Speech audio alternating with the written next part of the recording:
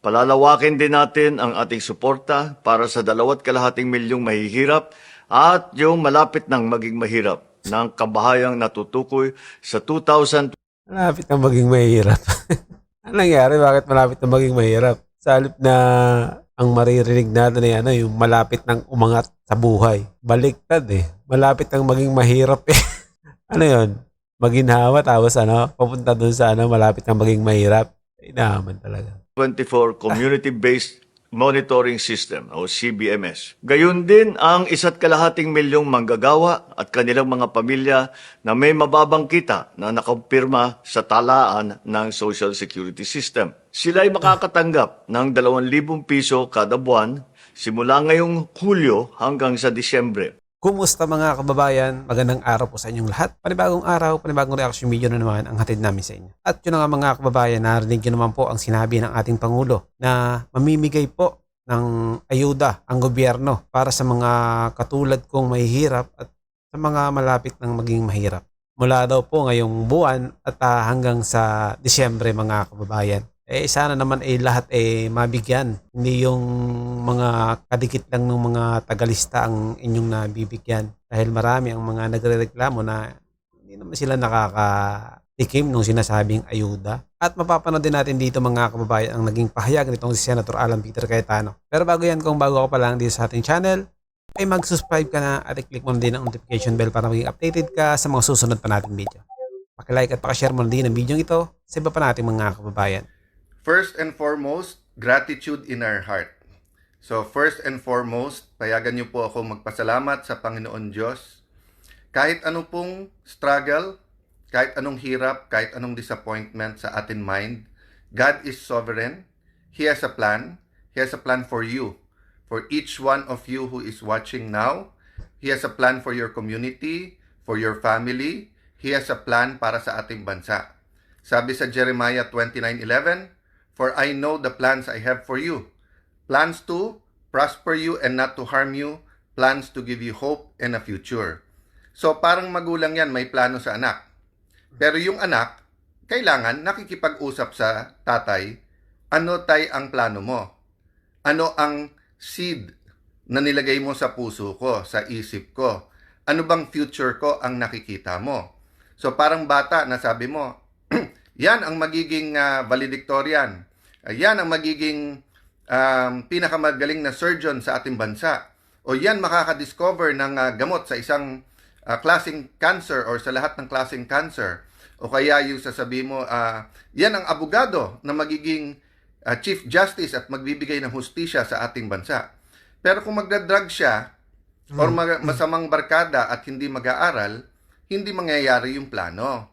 So let me start out by a vision that was shared by a pastor. He's a U.S. pastor, but his heart is in the Philippines, with the Philippines, for Filipinos. Madalas siyang bumisita dito, to my knowledge. At ang sinasabi niya, and madalas siyang kausapin mga Pilipino, sabi niya, the Philippines was meant to be a rich, influential, powerful country. Ulitin ko po sa kanyang vision. Meaning, hindi lang niya to opinion. Pero yung nilagay ng Panginoon sa kanyang mind at heart, mayaman, influential, powerful ang Pilipinas. Pero sabi niya, it's like a pot o yung isang paso na puno ng riches, parang liquid gold. Pero binutas ng mga stewards o ng mga leaders at sinipsip or kinuha yung, yung treasure for themselves. No? He told me this February 25, 2025. So way before the mahiya naman kayo speech. At sinabi nga niya doon, magkaka-shaking, but don't worry, kahit na grabe yung shaking sa politika, it will bring a revival. It will bring young people who will start their hearts will be pointed towards the Lord. So may hope po, may hope. So sa lahat ng nanonood ngayon, sa lahat ng kababayan natin, sa lahat po na nagpre-pray, sa Luzon, Visayas, Mindanao, sa ating mga OFWs, don't lose hope. Maganda plano ni Lord. But we have to seek earnestly kung ano yung plano na yan. We have to do our part, no? Fe Infante, Paul Maquinto, Nuke Wena, Rice, ganda pangalan na, Rick Demart, Factoran, Godspeed din sa'yo. Juliet Machan from New Zealand. So guys, first message ko sa inyo today, maganda future ng ating bansa. We have to take hold of it. The Israelites, when they were freed from Egypt, 40 years sila sa desert. Bakit po? Sabi nung iba, mga religious leaders natin, Christian religious leaders, whether Catholic or Protestant, it was because of sin. Tama din po yon. Dahil sa sunod-sunod pa rin ng pagkakasala, hindi nakapasok sa Promised Land. Hari Pautin, Assalamualaikum, lahat ng ating mga kapatid na Muslim. Assalamualaikum sa inyo, Pastor Corpus. How are you? God bless you po. Mary Ann Vailoses, yan. Sorry po. Gusto ko rin, sabik din ako na kamustahin kayo lahat. Pastor Ador, Elena Balakenya, May Tai. Don't get tired fighting. Prayers po. I-recharge nyo po ako through prayers. God will recharge me na po. So, I was saying po, yung napalaya sa Egypt after napakatagal na slavery. But in the last few decades or the last few years, ine-explain din po ng ating mga pastor, mga ministers, no, na the Israelites were out of Egypt, but Egypt was still in them. Anong ibig sabihin nun? Just because napalaya na sila, hindi ibig sabihin na yung mind nila hindi pa rin slave mentality. 'Di ba? So, nung 1986, nagkaroon ng EDSA Revolution. Sabi natin, never again. Sabi natin, hindi na tayo papayag na muli mabawi ang ating kalayaan. And then, afterwards, between that, ngayon, 2026, naging issue nung 2022, ibabalik ba natin ang isang Marcos? Pero sabi, Team Unity, Marcos Duterte, galing tayo sa pandemic, nakatikim tayo ng mga 10 taon na economic growth from the time of President Pinoy and President Duterte, who I very much respect both of them. So, nung nag-anniversary nung 2026, 40 years, we have to ask ourselves, do we already have that mentality of conquerors? Or ang mentality pa ba natin ay slaves, di ba? So, saan slave? Siguro sa corruption at poverty, di ba? Kung makikita mo, ano ba sistema ng gobyerno ngayon? Una, kuyog, di ba? So, pagka ikaw ay naging oposisyon, vlogger ka man, mayor, congressman, senador, journalist, kung ano man, basta't mag-ingay ka, kukuyugin ka muna. Whether it's through trolls or whether it's through the NBI, whether it's through the departments that are relevant, medyo kukuyugin ka muna. Oo. Kung hindi ka makuha sa kuyog, kakasuhan ka na. Di ba? Pagka nakasuhan ka na at medyo busy ka na, na-realize mo may pamilya ka, may buhay ka, may there are other things in life, di ba, that are important to you. Not only building your nation, if you stop there, panalo na sila. So, ang pangatlo nila ay ikukulong ka. Kukulong ka. Thank God, wala pa naman yung kill. May mga namamatay, pero so far, hindi pa naman natin sinasabing political assassinations yon, di ba? At least at the leaders level. It's a pity that at the street level may killings talaga. But okay. So, kuyog, kaso, kulong. So, dun na sa nagsasabing hindi sila nag-i-intimidate,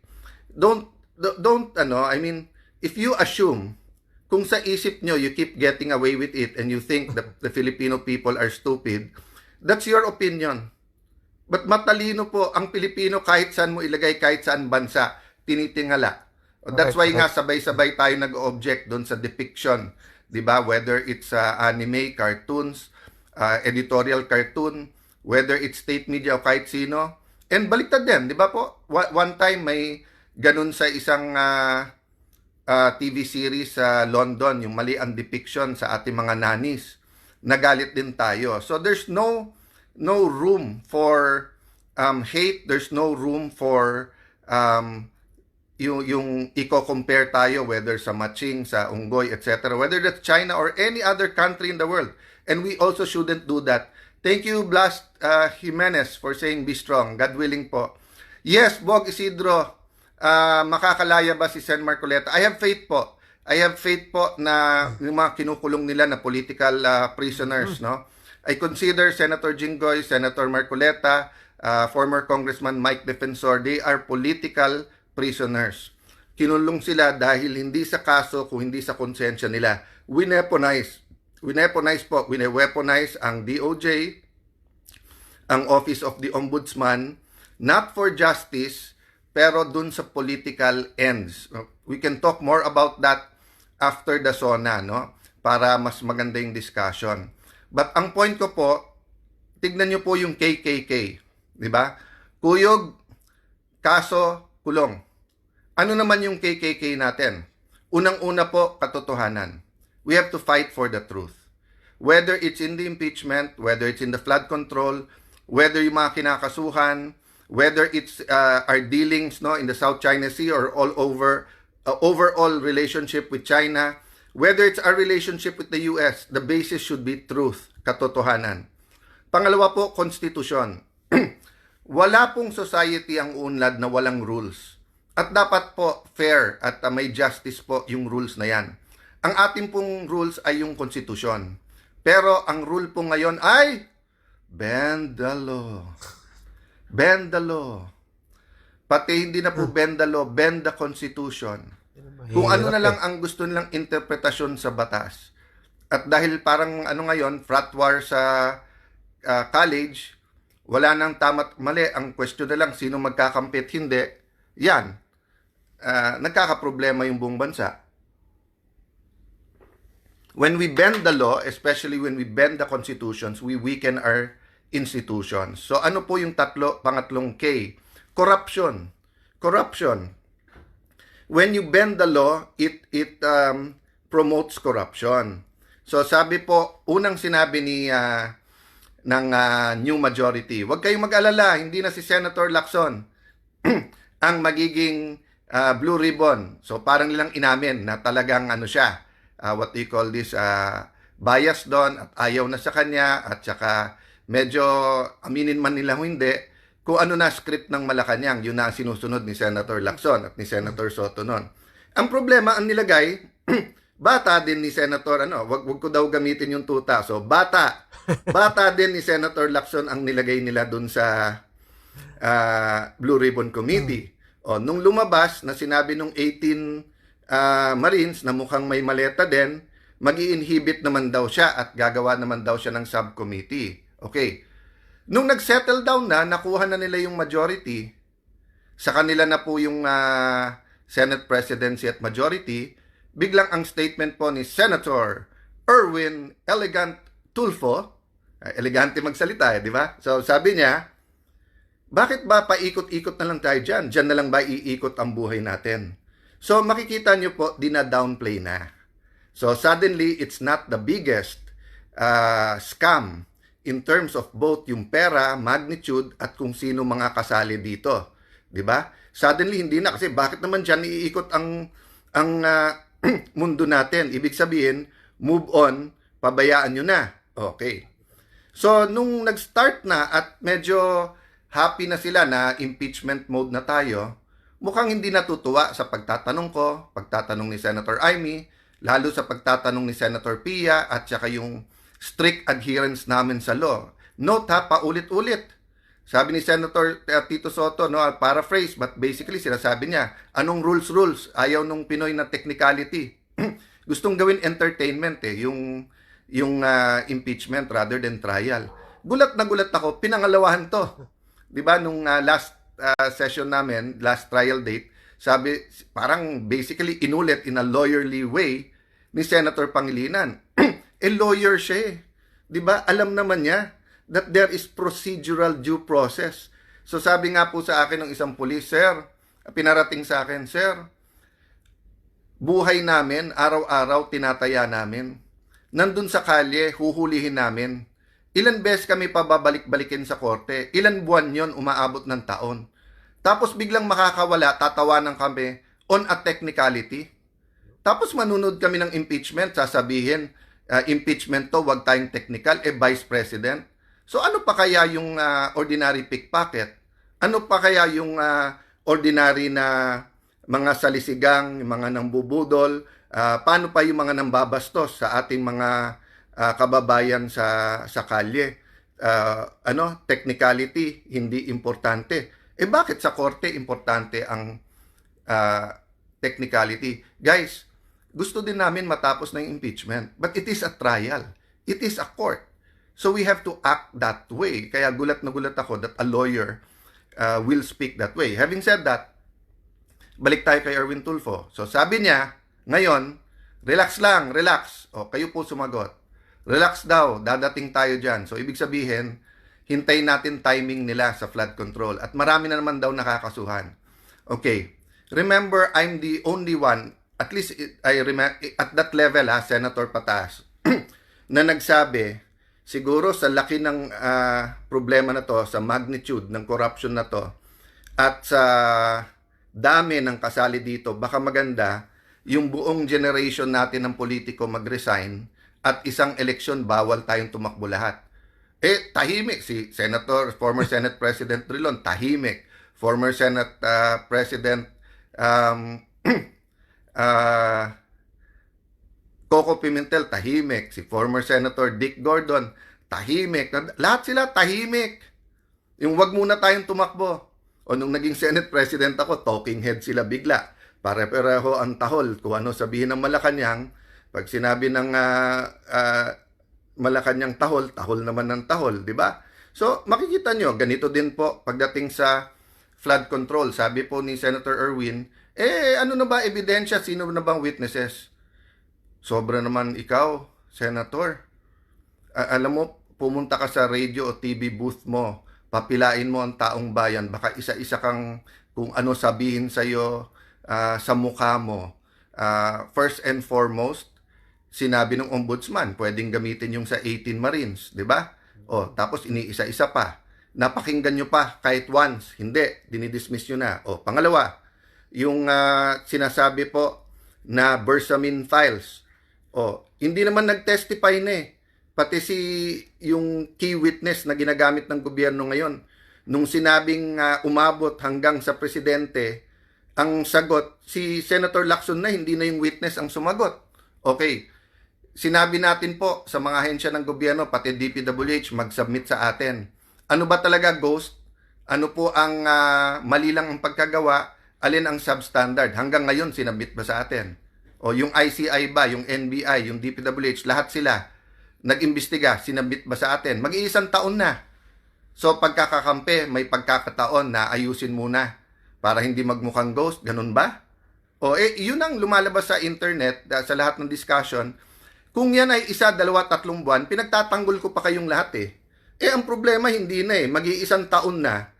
Inventory lang. Maglabas lang kayo. Ano ang budget ng 2023, 24, 25? Saan napunta yan? Nagawa ba? Hindi. So, pagdating po sa witnesses, marami po. Siguro kung 4-5 hearing lang po, nakapila na yan.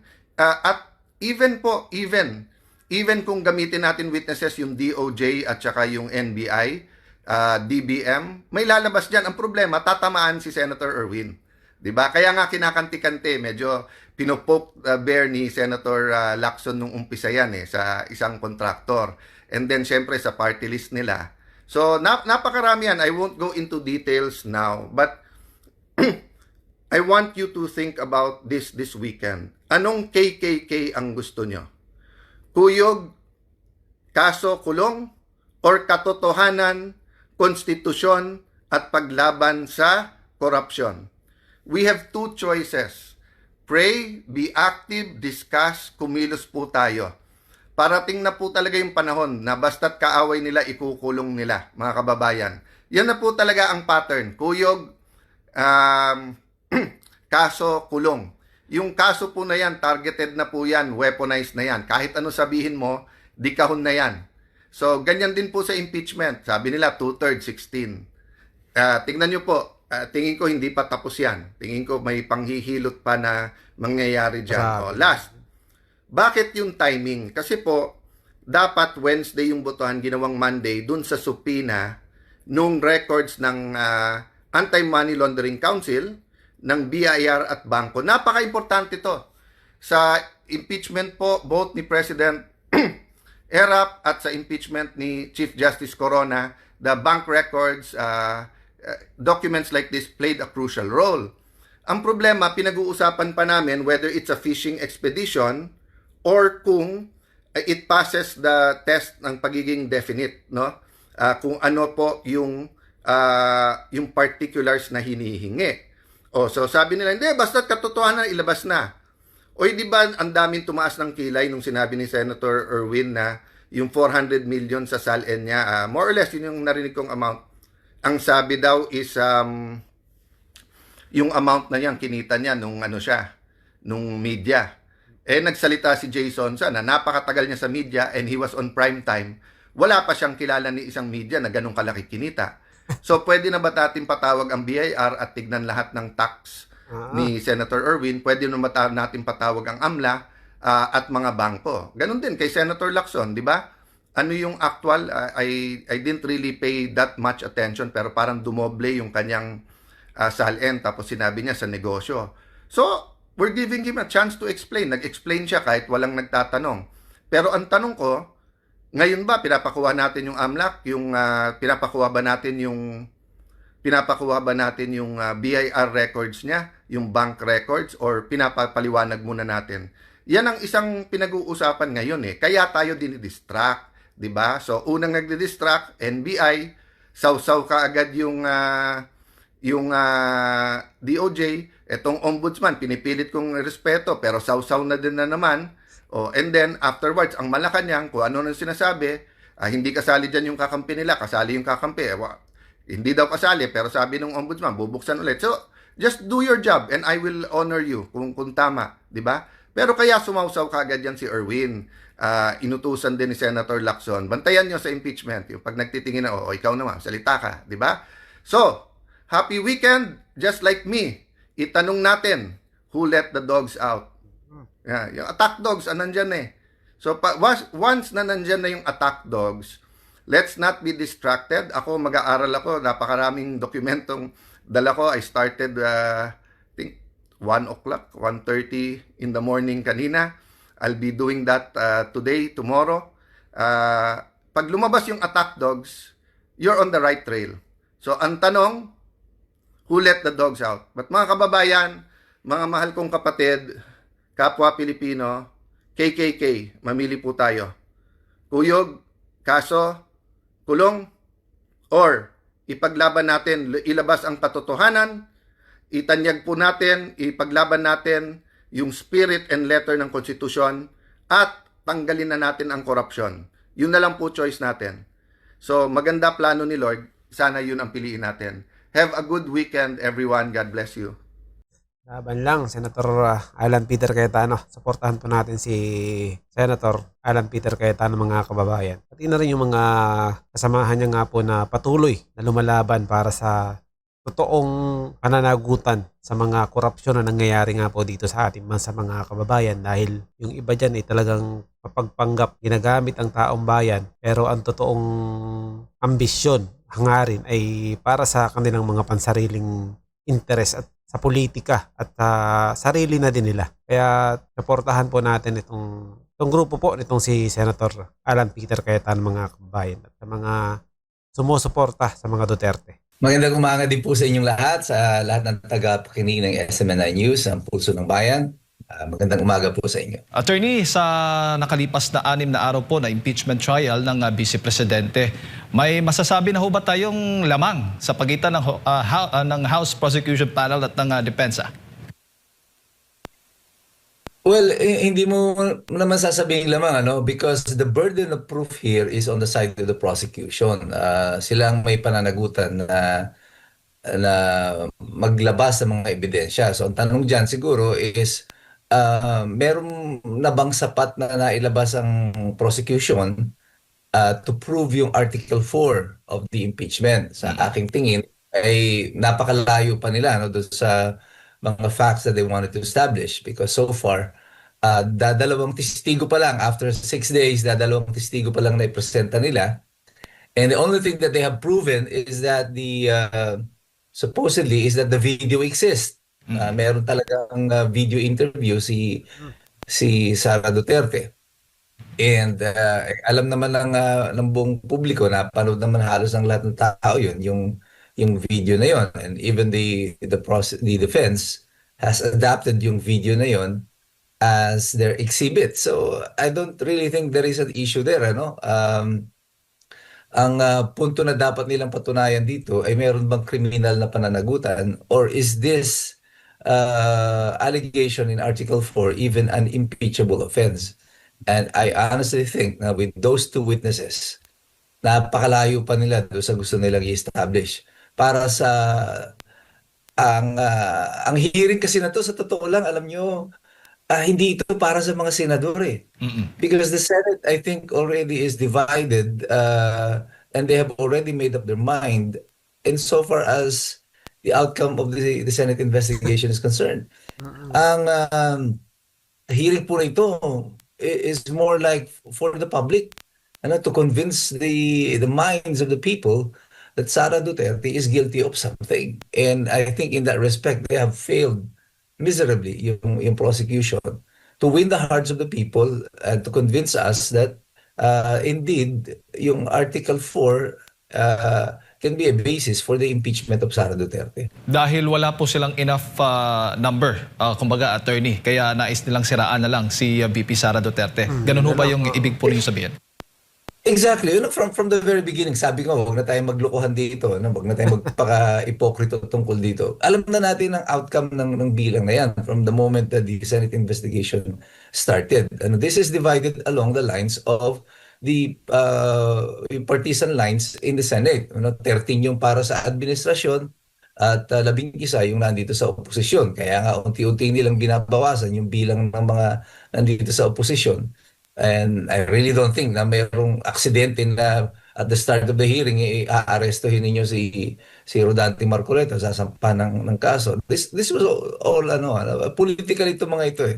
So sa aking pananaw sa kasalukuyan, bago pa mag-umpisa yan, 13-11 na ang botohan. So there is no way that they can impeach Sara Duterte.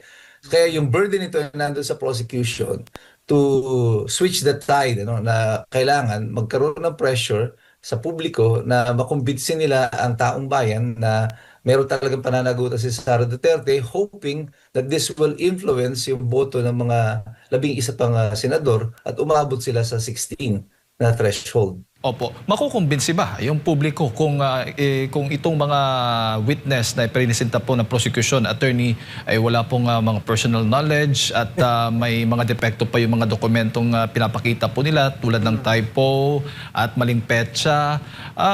Sa tingin mo ay Docket makukumbinsi number. ang taong bayan sa kanila? Well, sabi ko kasi, it will take a lot for the prosecution to convince the public. About 32 million Filipinos that have voted for Sara Duterte. And the interesting thing about Sara Duterte supporters, yung mga Duterte supporters, mahirap silang baklasin. Talagang mga solid followers ito ng mga Dutertes, yung 32 million na yan. And maraming kailangan gawin ng prosecution. It will take something extraordinary to convince all these people na si Sara Duterte is guilty of something. And so far, presenting witnesses like this, na wala namang personal na kaalaman, na ang sasabihin lang sa korte ay interpretasyon nila ng batas o dito, yung mga investigasyon na evidently are haphazardly done, na kaya nagka-wendang-wendang yung kanilang mga petsa, hindi nagtutugma-tugma eh.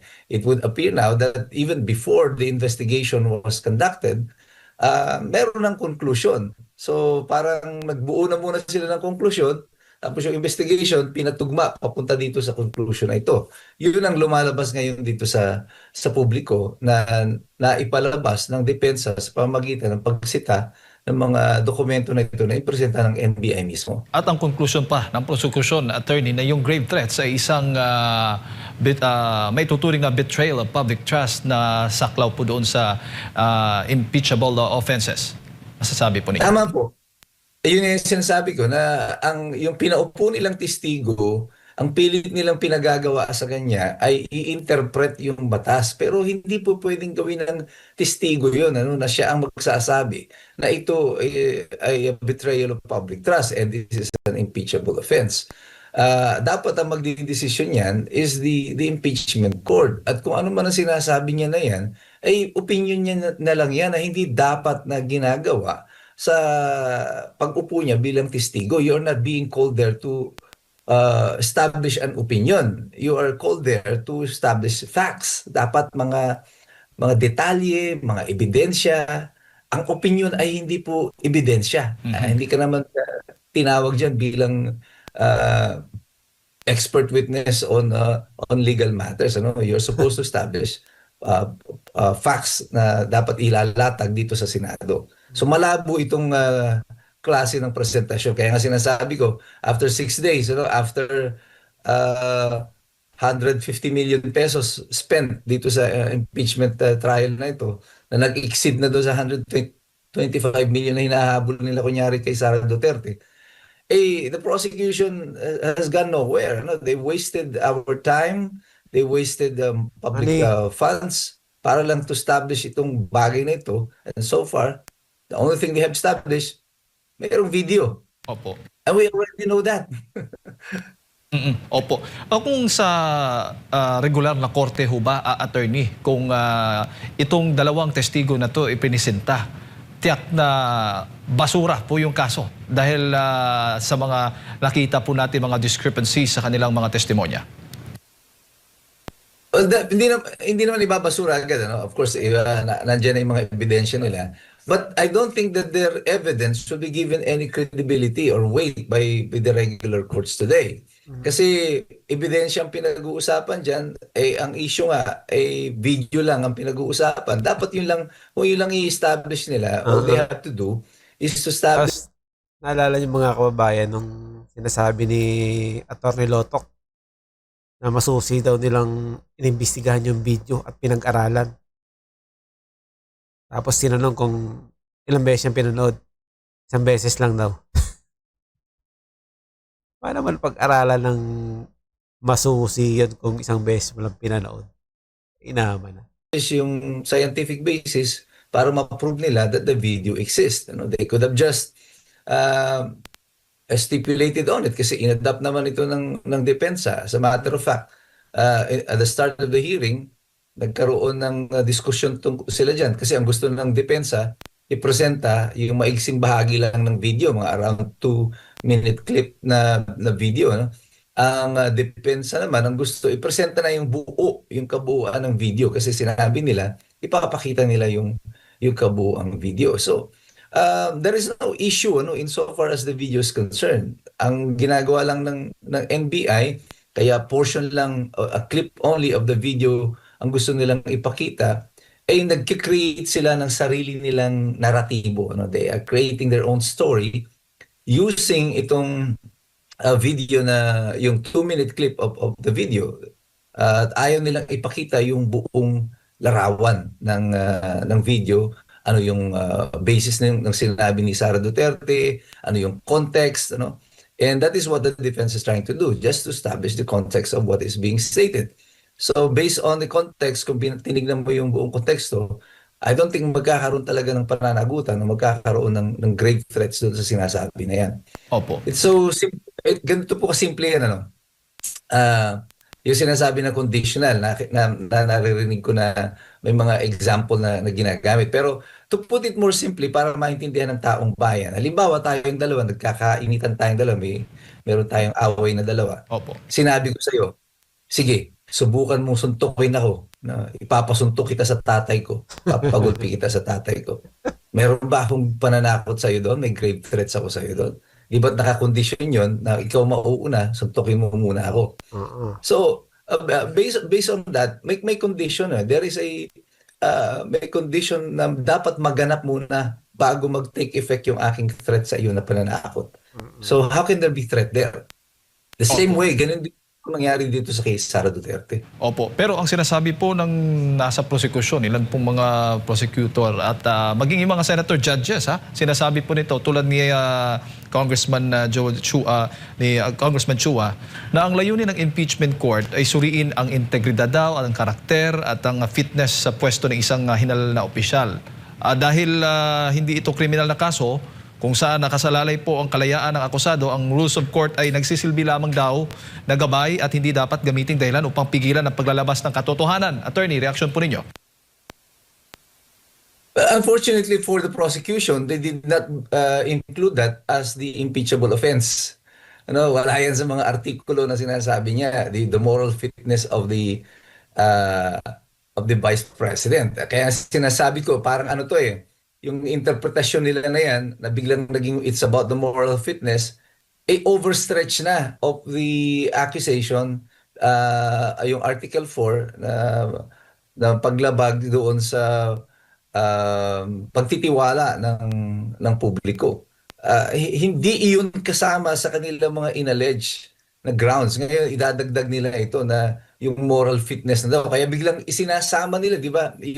Yung kanyang yung bank transactions mula 2007 hanggang 2024, no? A stretch of 17 years. Tapos biglang gusto nila reviewin daw yun kasi iyan nga daw ang dahilan.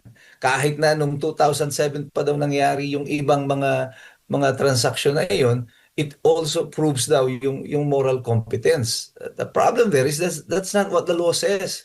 Hindi iyan ang sinasabi ng batas pagdating dito sa impeachment, lalo na sa pagbubukas ng mga transaction records. Of course, dapat ang transaction records na bubuksan mo ay yun laang saklaw ng impeachment. Ano? At ikaw ay mai-impeach lamang bilang vice president. Hindi ka pwedeng impeach for acts committed as a mayor because hindi yun saklaw noong inilatag ninyo na kaso sa vice presidente. Opo. Sa tingin ho ninyo, masyadong technical ang Senate Impeachment Court at kung sakali man, hindi ho ba dapat maging technical dito sa impeachment trial ng Vice Presidente? Alam mo, naalala ko itong si Congressman Joker Arroyo noon during the impeachment hearing ni ERAP, if you still recall. Naging issue din po ito that other senators who are not lawyers. I think it was Kit Tatad, nagsasalita noon. Sinabi niya yan, yung avoid yung mga technical rules and et cetera. Ang sabi ni Senator Joker Arroyo, itong avoiding daw of technical rules is usually the excuse of the uninitiated. Ibig sabihin nun, yung mga hindi abogado, yan ang nagiging excuse na dapat ay hindi tayo masyadong technical. The problem is, the impeachment court is a court. It is governed by rules. Dapat may rules yan. Kaya nga hearing So, hindi mo pwedeng iwasan na sasabihin na technical. As a matter of fact, kung panoorin nyo yung mga naging impeachment cases noon, yung dalawa, kay Renato Corona at saka kay Erap Estrada, mas, with due respect to all the lawyers now, mas matitindi po yung debate noon, yung usapan noon. The lawyers are really great nung panahon na iyon. Sarap panuorin ng pagdedebate ng mga abogado ng kapanahunan na iyon. Ito nga hindi pa ito masyadong technical. Napakasimple pa lamang ng proseso na ito na dinidinig sa Senate. Tapos magrereklamo ka na kaagad about the technical rules. There is nothing special happening in the Senate. Parang kumbaga sa rules and technical procedure, nasa grade 1 ka pa lang nito. Hindi ka pa talaga nag-elevate doon sa sa time na parang talagang technical na debate na yung pinag-uusapan dito. Napakasimple pa lamang po ng mga argumentong pinag-uusapan nila dito, nagrereklamo na agad sila. Opo, bago ko lang ipasa kay partner Admar, ang sinasabi po ng depensa yung huling araw nga, o yung ika-anim na araw ng impeachment trial, bago po nag-adjourn, wag daw habaan yung magiging explanation, yung conclusion. Kapag may motion na isasabihin, dapat doon lang, wag nang dagdagan pa ng kung ano-ano na maaari pong maging conflict o maging conflict po doon sa law and fact ng kasong dinidinig po ng impeachment trial. Ano ho bang reaksyon ninyo doon? Tama po ang depensa doon. Kasi ang ginagawa po ng prosecution, kaya sabi ko, mapapansin niyo ito, dalawa yung team nila. No? Yung private prosecutors appears to deal with the technical matters. Tapos yung mga public prosecutors, yung mga congressman, sila naman doon sa mga manifestations, yung mga drama, ano, para magmukhang political speech yung kanilang ginagawa. Si Luis Tro, nung kasi nagawa siya ng manifestation, ang ginawa niya, ima-manifest lang niya, mag-move lang dapat siya to withdraw all the other witnesses. Ang ginawa niya, pagka-move niya to withdraw the witnesses, ipinaliwanag pa niya. Kasi sa tingin ko, sapat na yung naipresenta namin ng ebidensya. Kasi itong si ganitong testigo, nasabi niya na tayong ganito. So, aside from moving, nagpuput on record na siya at ipinaririnig na sa publiko, kaya nila ito wini-withdraw kasi sa tingin namin sapat na yung ebidensya namin na ito na yung nagawa namin, na hindi dapat niya ginagawa. Dapat ang gumagawa niya, ang gagawa ng conclusion na yon is the Senate impeachment court. Hindi yung mga councils ang dapat gumawa ng interpretation. Again, ito nakikita natin na this is about mind conditioning, as much as possible, mailabas nila sa publiko that they're doing good. Sila lang gumagawa ng sariling interpretasyon ng kung gaano kaganda yung kanilang performance dito sa Senado. Parang, tinatapon na sa publiko, ito kami, ang galing-galing namin, ito na yung mga nagawa namin, which shouldn't be done in a manifestation. At Ginagawang mangmang yung taong bayan eh. Nakasubaybay yung taong bayan tapos sasabihin mo papalabasin mo na napakahusay nung ginawa nyo, tapos napakahusay ng mga witness na hinarap nyo. Tapos nung tinanong kung may personal knowledge, wala. Inama na. tama sa tingin ko ang depensa doon when Attorney Season made the manifestation of that. Attorney Mike, magandang umaga. Si Admar po ito. Yun pong mga Hello, Admar. patitras ng mga testigo sa kahit alinmang mga trial court, isa po ba yung senyales na minsan nagagamit ng depensa ang testigo imbis na makatulong sa prosekusyon along the way? Kasi for sure, pinag-aralan nila itong lahat, kaya napili nila itong mga testigo na ito. Mahabang panahon na po ang ginugol dito na paghahanda, lalo na po sa mga taga-usig laban kay Vice President Sara Duterte, yet biglang ia-atras yung mga testigo. Well, sabi ko nga sa inyo, dalawa ang hearing dito. Ang hearing para sa Senado, ang hearing para sa publiko. Yung para sa publiko is all about optics. Anong itsura nito? Although technically, pwede mo naman talagang i-withdraw yung iyong mga testigo at any time. Ikaw magdidesisyon yan kung yung mga abogado, kung nararapat pa ba na i-presenta nila yung mga abogado. Pero in the minds of the public, kasi yung Senado, meron na yan eh. Alam na nila itong yung decision nila dyan eh. In the minds of the public, kapag ikaw ay naglista ng testigo at sinasabi mong marami kaming testigo, di ba? Umpisa pa lang, we have lines of witnesses na gagamitin natin laban kay Sara Duterte. Tapos ngayon, mas marami ka pang ini-atras na testigo kaysa dun sa impresenta mo. The optics are not good. Ang pinakikita nito sa publiko, wala pala yan. Di ba? Parang make-up lang ng abogado nyo itong mga listahan ng na isinumitin nyo sa amin. Pampapogi lang pala yung listahan ng witnesses because you cannot present the witnesses. So, I don't think the withdrawal of the witnesses did the prosecution any good. Wala itong mabuting naibigay sa prosecution at the moment. So I think by withdrawing that, pinakita lang ng prosecution that actually from the very beginning, they have no witnesses. At ito ang matagal na nating sinasabi, wala talaga silang mga testigo. Even yung pag-include nila kay Zulaika Lopez, that's I think that's a blunder, ano. Bago inilista mo yung chief of staff ni Sara Duterte, that shows na you're extremely confident na kaya mong baliktarin itong testimonya ni Zulaika Lopez against kay Sara Duterte. And then bigla kang aatras, ay wag na lang, di ba? Pagkatapos mong hinamo ng away, tapos biglang nakita mo, ay malaki pala siya, wag na lang, di ba? So, para sa publiko, masamang tignan ito. I think they lost in the PR war dito pagdating sa withdrawal ng mga witnesses nila. Dito naman po sa issue ng sinasabing itinaon or nataon lang na pahayag ni NBI Director Melvin Matibag Yun.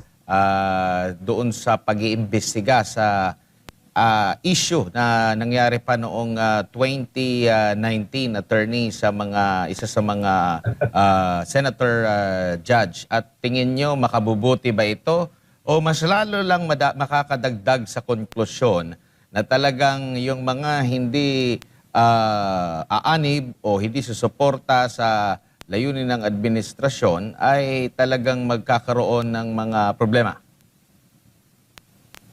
Well, I think hindi na ito sorpresa sa publiko.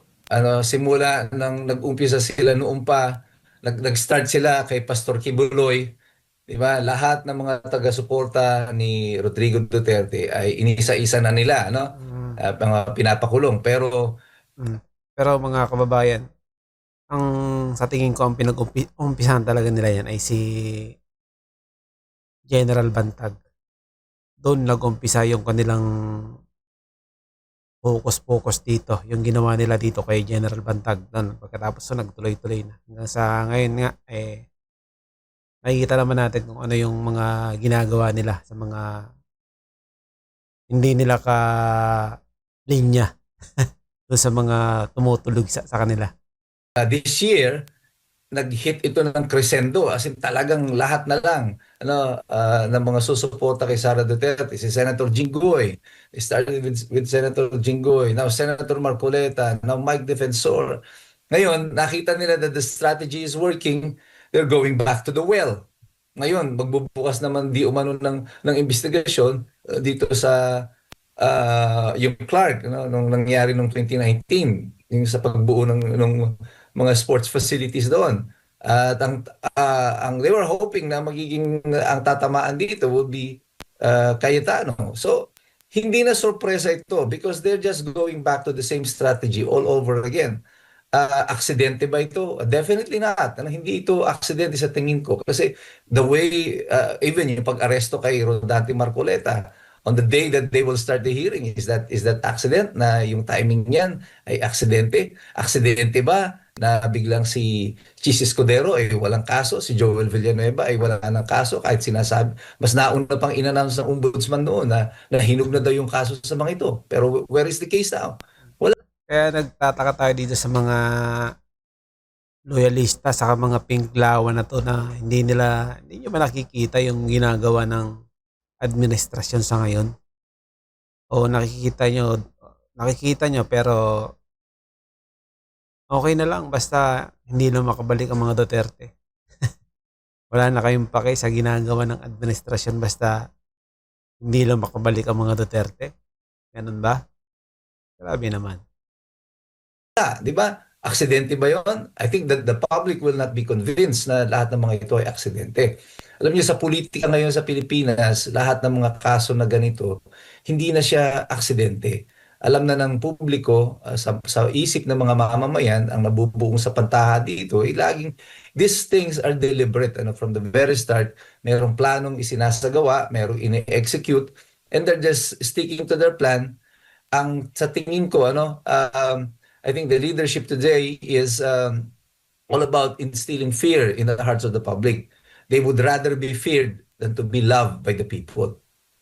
Opo, dito naman po sa Kawalan na wala po ang Senator Judge Rodante Marcoleta doon sa pagbusisi, paghimay pa sa lahat ng mga isyong ilalatag po ng prosecution. Gaano kalaki po ang nakikita ninyo na po ang ukol dito po?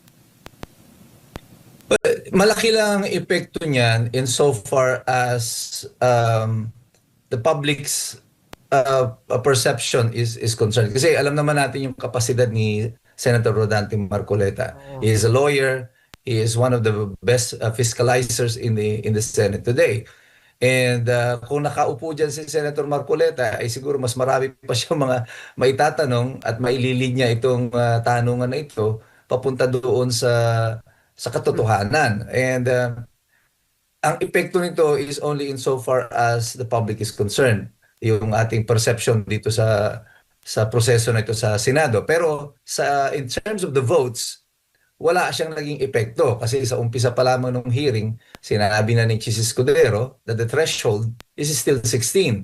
They needed 16 senators to convict si Sara Duterte. And as of today, they only have 13. So hanggat hindi nila nare-reverse yung ruling of the chair, anong presiding officer at the start of the hearing that it is still 16, it stands at 16. So wala siyang epekto doon sa magiging outcome ng hearing sa Senado. Opo, dito naman po sa nakikita po ba ninyo na sa tingin nyo, doon sa mga aligasyon nila, sa mga articles of impeachment, na kung pagbabatayan mo yung mga pahayag sa prosekusyon, mula pa nung nagkakaroon sila ng investigasyon dyan sa Kamara, tingin nyo itong inuna nila ang mabigat sa tingin nila, kaya inuna nila, or ito yung pinakamahina, or ito yung tingin nila may ebidensya na mailalatag, or ano ba? From the very start, sinasabi ko na ito, the only reason I think inuna nila yung Article 4 is because ito lang yung meron silang ebidensya, meron silang testigo. Kasi ang testigo nila dito, puro mga NBI lang. Nakita nyo nga, lahat na ng ibang testigo, winidraw na. Ano ngayon, puro NBI. Pinakahuli dapat si Matibag. I don't know, even though kung uupo nga itong si Matibag, I hope na umupo nga siya. Gusto ko siyang madinig na kung totoo nga hindi siya matitibag kapag siya kino-cross-examine ng mga abogado at ng mga senador. Baka mamaya matras din yan. Yari tayo dyan. Gusto nating mapanood siya dyan sa Senado. And the only reason kaya nga nila inuna yung Article 4, kasi dyan lang sila mayroong available witnesses. Kasi nga NBI ang kanilang witnesses. Imposible namang hindi pa nila maiupo yung NBI. So, itong inuna nila, they are buying for time at baka, sa presentation, makapanakot pa sila o mabawasan pa siguro nila yung hanay nung mga senador na nasa sa oposisyon. But with the nature of the presentation of the two witnesses, I don't think they have done anything to weaken the resolve ng mga senador na nasa oposisyon para bumaliktad ng kanilang posisyon tungkol dito sa impeachment case na ito. Alright, Attorney, siguro yung huling mensahe po ninyo para sa ating mga kababayan, lalo na doon sa mga nakatutok sa impeachment trial ng Vice Presidente. Well, ang impeachment hearing po na ito para sa ating mga publiko na nakikinig ay this is a battle for the hearts of the people sa tingin ko po. Ito ay labanan para po sa puso ng mga mamamayan. That's why I always encourage the people to participate.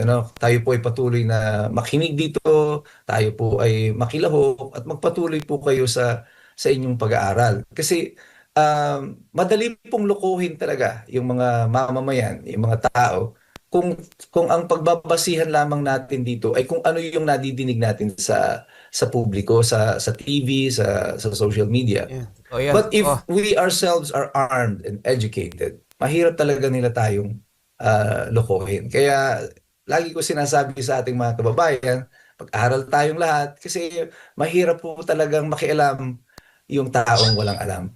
And that is you today. Hindi na tayo ang mga mamamayan na pwedeng takutin, hindi pwedeng lokohin kasi alam na po natin yung totoong nangyayari sa ating bayan. At yun na nga mga kababayan, hanggang dito na lang po ang ating video. Kung ano man po ang inyong opinion at reaksyon sa video ito ay comment nyo lang po sa baba at ating pag-uusapan. Away maging kabahagi po tayong lahat tungo sa pagsulong at pagunlad ng ating pinakamamahal na bansang Pilipinas. Ingat po kayo palagi at maraming salamat.